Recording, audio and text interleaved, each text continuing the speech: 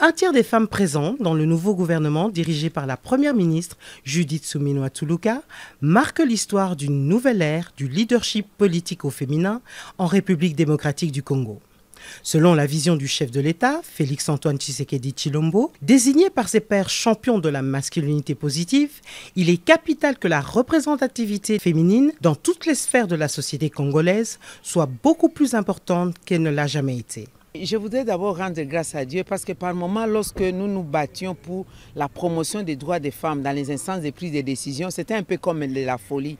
Personne ne pouvait imaginer. Et mon rêve était d'avoir une femme qui est animateur au niveau des chefs de corps, chefs des institutions. C'est vrai que dans le passé, on a pu obtenir au niveau de l'Assemblée nationale, mais l'exécutif, là nous venons de briser les plafonds de verre grâce à une volonté politique de la masculinité positive, le chef de l'État, d'avoir nommé une femme Premier ministre. Certes, avec plus de 30% de femmes dans la nouvelle institution gouvernementale, le principe de parité n'est pas encore complètement atteint, mais il est clair qu'avec 6 femmes ministres, 3 ministres délégués, 4 vice-ministres et 4 ministres d'État, le gouvernement souminois donne largement l'opportunité à la femme de montrer qu'elle est une actrice à part entière dans le développement et la gouvernance de la nation congolaise. On travaille pour servir son pays et je crois que ces grandes personnalités me permettent de servir le pays à une beaucoup plus haute échelle. Ce sont des responsabilités incroyables parce que genre, famille et enfants,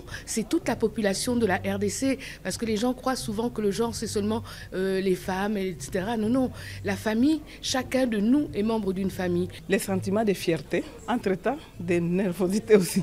De fierté parce que être choisi pour assister au Conseil des ministres, en tant que ministre, c'est un signe d'honneur et aussi de reconnaissance de mes compétences, de ma loyauté et de mon engagement vis-à-vis de ma patrie.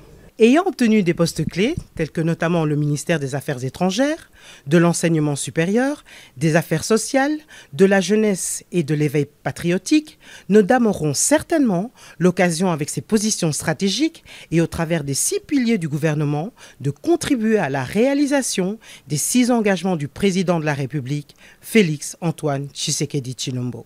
C'est beaucoup d'émotions, mais aussi, à côté de ça, le sens des responsabilités.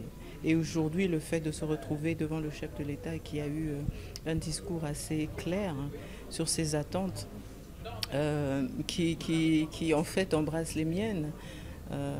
Et donc voilà, c'est ce sens de responsabilité et cette envie vraiment d'impacter, que mon mandat soit vraiment un mandat qui va apporter un changement positif dans mon secteur.